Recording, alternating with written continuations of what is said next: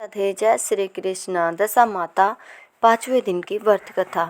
कथा सुनने से पहले हमारे चैनल को लाइक शेयर सब्सक्राइब जरूर करें। तो चलिए जानते कथा के बारे में। एक राजा की 2 रानियां थी। रानी की प्यारी रानी को लक्ष्मी कहा जाता था और दूसरी रानी को रानी होने पर भी कुलक्ष्मी कहा जाता था। एक दिन लक्ष्मी रानी क्रोध होकर लकड़ी का पट्टा ले मलिन कपड़े पहनकर कोप भवन में जा लेटी। राजा ने लक्ष्मी से पूछा, तुम कोप भवन में क्यों पड़ी हो? तुम क्या चाहती हो? रानी बोली, कुलक्ष्मी को देश निकाला दिया जाए। कुलक्ष्मी रानी थी, इसलिए उसे निकाला देने से राजा की बदनामी होने का डर था। इसलिए रानी को पीहर छोड़कर आने की बात सोची गई। राजा ने पटरानी को एक रथ में सवार कराया और स्वयं घोड़े पर चढ़कर रथ के साथ चलने लगा। एक बीहड़ जंगल में पहुंचकर राजा ने रथ को रुकवाया। पालकी ढोने वालों को वहां से हट जाने को कहा गया। राजा रानी को उस जंगल में छोड़कर घोड़े पर सवार होकर अपने महल में आ गया। कुलक्ष्मी को बाट जोहते सारी रात बीत गई। रानी को प्यास लगी। वह रथ से उतरकर पानी के तलाश में चल दी। रानी ने आसपास पानी खोजा, परंतु उसे कोई जलाशय नहीं दिखाई दिया।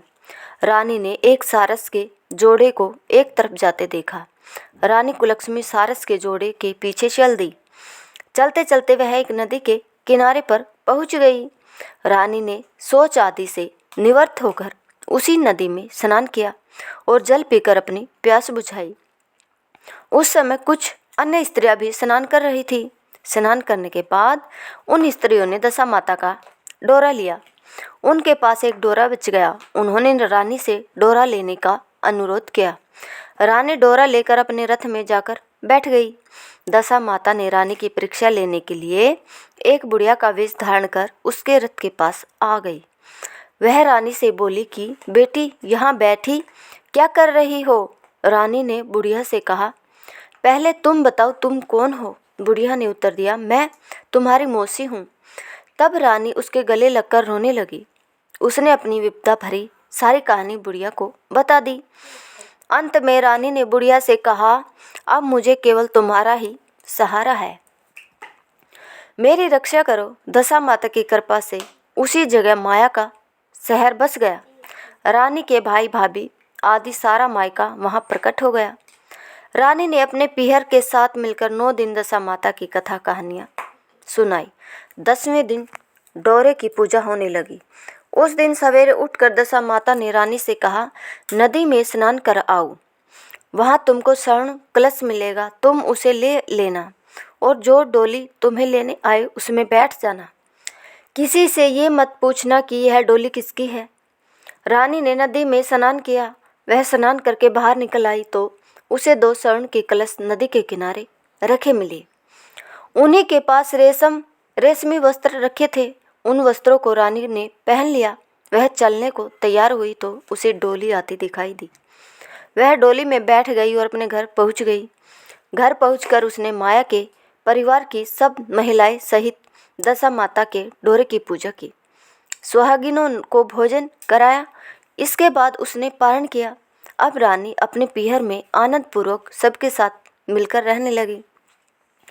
इधर कुछ समय बाद राजा को रानी कुलक्ष्मी का ध्यान आया। राजा ने विचार किया कि जिस दिन मैं रानी को जंगल में छोड़कर आया हूँ, तब से उनका कोई समाचार नहीं मिला। चलकर देखना चाहिए कि रानी कुलक्ष्मी का क्या हाल है। मंत्रियों ने राजा को समझाया कि अब रानी से मिलना आपके लिए ठीक नहीं होगा, परंतु राजा ने मंत्रियों की बात पर कोई ध्यान नहीं दिया। वह घोड़े पर सवार होकर उसी स्थान पर पहुंचा जहाँ पर रानी को छोड़ आया था। राजा को ये देखकर बड़ा आश्चर्य हुआ कि यहाँ तो संगन वन था, परंतु अब यहाँ रमणीक बस्ती बसी हुई है। राजा ने लोगों से पूछा, यह कौन सी नगरी है? लोगों ने उसे बताया कि यह कुलक्ष्मी का नगर है। अब तो राजा के आश्चर्य का ठिकाना नहीं रहा।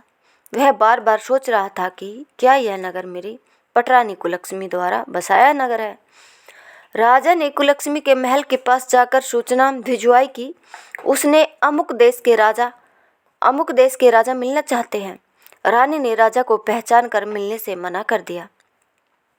परंतु मौसी ने उसे समझाया कि हिंदुओं में तो पति परमेश्वर माना जाता है। तुम्हारे लिए यही उचित है कि तुम यथाशक्ति उनका आदर सत्कार करो।